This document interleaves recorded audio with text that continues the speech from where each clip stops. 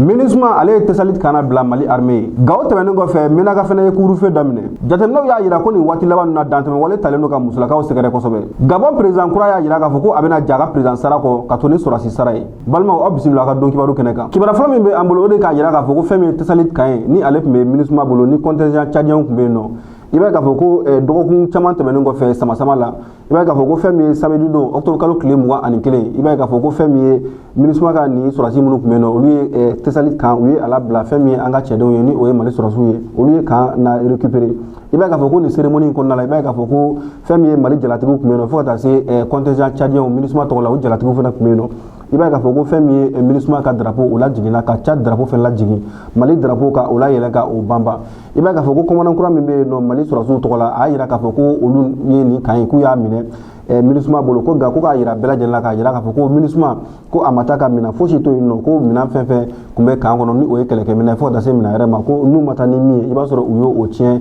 o nɔgɔni bɛɛ la kan kɔnɔna la yen nɔ halisa Mali cɛdenw ka ɲɛmɔgɔ min bɛ tesalit kunna nin waati in na a y'a yira population na k'a fɔ ko u nakun ye walasa ka se ka Mali lakana ka se ka o population ni u bolofɛnw bɛɛ lajɛlen fɛnɛ lakana donc ka dɛmɛ ɲini population fɛ halisa k'u ka to finitigilakaw kɔ kibaruya filanan bɛ an bolo o de k'a yira k'a fɔ ko Menaka mara kɔnɔna la gawo tɛmɛnen kɔfɛ olu fɛnɛ ka gouverneur ye fɛn min ye couvre-feu u y'o instauré Menaka mara kɔnɔna la i b'a k'a fɔ ko nin couvre-feu min ni a donna senna depuis octobre kalo tile 18 i b'a k'a fɔ ko a b'a ta nɛgɛ kanɲɛ 18 n'o tɛmɛna ni sanga 30 ye fo ka taa se nɛgɛ kanɲɛ 5 n'o fɛnɛ tɛmɛna ni sanga 30 ye i b'a k'a fɔ ko nin hokumu kɔnɔna la Menaka gouverneur a y'a yira k'a fɔ ko fɛn min ye nin waati min kɔnɔna la u ye a préciser k'a fɔ ko tan ka segin bɛ kɛ cogo min na u ye ɲɛfɔli kɛ o la k'a jira k'a fɔ ko fɛn min ye bolimafɛn sen fila ye ko olu bolili bɛ jɔ ka ta nɛgɛ kanɲɛ 18 mana tɛmɛ ni sanga 30 ye fo ka taa se nɛgɛ kanɲɛ 5 ni o tɛmɛna ni sanga 30 ye o tɛmɛnen kɔfɛ fɛn min ye bolimafɛn sen 4 ninnu ye olu bɛ ka interdiction bɛ daminɛ à partir de 21h30 ka taa se fo nɛgɛ kanɲɛ 5 mana tɛmɛ ni sanga 30 ye fɛn min ye sennamaw ye olu fana ka tan ka segin fana bɛ ɲɔngiri ka ta nɛgɛ kanɲɛ 22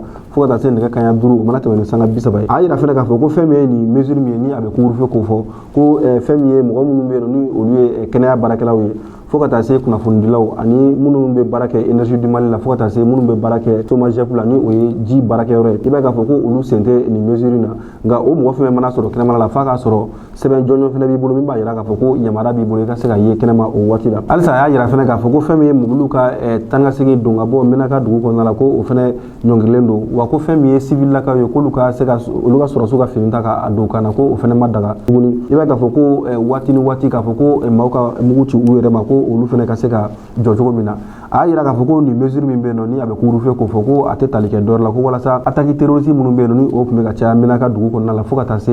bingani misɛnnin minnu tun bɛ yen n'olu tun bɛ kɛ sirada ninnu na i b'a k'a fɔ ko couvre-feu in bɛ yen nɔ walasa ka se ka o de kɛlɛ ka se ka caman bɔ o la kosɛbɛ kibaruya sabanan min bɛ an bolo o de k'a yira k'a fɔ ko fɛn min ye dantɛmɛ wale ni bingani wale min talen don ka ɲɛsin an balakaw ma ni o ye musolakaw ye i b'a k'a fɔ ko nin waati laban ninnu na a dantɛmɛ walew bɛ ka caya kosɛbɛ wa a bɛ ka juguya ka taga a fɛ fɛnɛ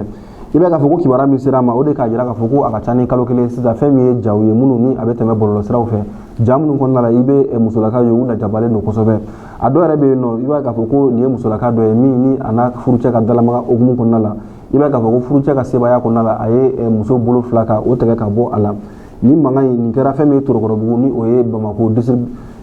commune 5nan ye i b'a k'a fɔ ko o hokumu kɔnɔna la cɛ kɛlen ka nin wale cɛjugu kɛ ale kɔni ye sentɛgɛ ani ko laban a bolila o tɛmɛ sani o fɛnɛ cɛ i b'a k'a fɔ ko nin fɛnɛ ye musolaka dɔ ye min fɛnɛ furucɛ fɛnɛ dalamaga fɛnɛ kɔnɔna la o fɛnɛ ye o ɲɛkili fɛnɛ wɔgɔ bɛ ka bɔ o la ka o fɛnɛ bana ten cogo la i b'a k'a fɔ ko mais min kɔni ye nin waleya cɛjugu in kɛ ka a muso ɲɛkili kɔni bɔ kɔni an bɛ don min na ko bi o bɛ fɛn min ye sariya tigilamɔgɔw ka bolo kan o ma se ka boli sira sɔrɔ i b'a k'a fɔ ko kibaruya min sera ma o y'a yira k'a fɔ ko nin n'a ɲɔgɔnna waleyaw cɛjugu camanba de bɛ ka kɛ jamana kɔnɔ nin waati in na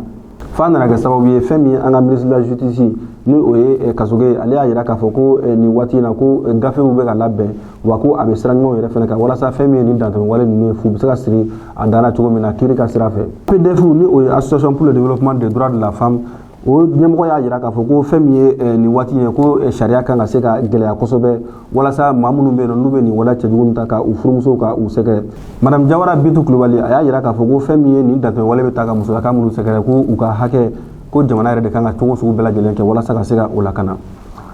kibaruya laban bɛ an bolo o de k'a yira k'a fɔ ko fɛn min ye Gabon jamana ɲɛmɔgɔ kura ye ni ale ye fanga taraki kɛ Ali Bongo la ni ale tɔgɔ ye ko général Brice Oligui Nguema ale décision ta ka yira k'a fɔ ko fɛn min a ka président ya sara ko a bɛna jɛ o kɔ ko ka to ni sɔrɔsiya k'a bɛna to ni o sara ye ko wa ko fɛn min ye institution caman fɛnɛ bɛ yen nɔ ko a bɛna fɛɛrɛ kɛ maintenant ka olu fɛnɛ ka sɔrɔ ka dɔw bɔ yen nɔ pepepewu ani ka dɔw bɛ yen nɔ ka dɔ bɔ olu sɔrɔw la sabula a ka lase kɔnɔna la a y'a yira k'a fɔ ko a b'a kalama kosɛbɛ ko nin waati in na k'a fɔ ko jamanakɔnɔdenw sigilen don ka u lajɛ sabula jamanakɔnɔdenw ka mago a fanga a barika ka bon kosɛbɛ nin waati in na ka ɲɛsin jamana marabagaw ma donc k'u ye o bɛɛ de faamuya o de y'a to olu yɛrɛ bɛ fɛ ka kɛ misali ye jamana mara kɔnɔna la k'a yira k'a fɔ ko u yɛrɛ k'a sɔrɔ u bɛ dɔ bɔ a la walima ka walasa jamanakɔnɔdenw bɛ hakɛ ɲini ni ɲɛta min na u ka se ka dɔ bɔ jamana ka charge la walasa ka i kun ɲɛsin olu ma Gabon jamana ɲɛmɔgɔ kɔni a kɔni y'a yira k'a fɔ ko fɛn min ale kɔni ka sara kɔni ye ni o ye a ka sɔrɔsiya sara ye sabula ale de kun ye Ali Bongo ale kɔlɔsibagaw ka ɲɛmɔgɔba ye ni o ye commandant chef de la garde républicaine ye o ye finitigilakan minnu tun bɛ yen ni olu tun bɛ Ali Bongo kɔlɔsi k'a to président la i b'a k'a fɔ ko mɔgɔ min bɛ président la sisan Gabon ale de kun ye olu ka ɲɛmaaba ye a kɔni y'a yira k'a fɔ ko k'a to o ɲɛmɔgɔya la kɔni a o sara min tun bɛ a ye k'a bɛ continuer ka o sara de ta nka fɛn min président sara ye ko a kɔni ko a tɛna maga o la wa a y'a yira k'a fɔ ko fɛn min ye wasaden minnu bɛ Gabon nin waati in na ko olu ka sara minnu avantage minnu kan ka tigɛ ani dɔ kan ka bɔ min na ko o kɔni waleyaw bɛ o baaraw bɛ daminɛ k'a daminɛ janvier kalo tile fɔlɔ san 2024 balimaw nin bɛ dansegin kɛ a ka bi don kibaru kɛnɛ kan a ni ce a ka kulumajɔ la a k'an bɛn a ɲɔgɔnna wɛrɛ ma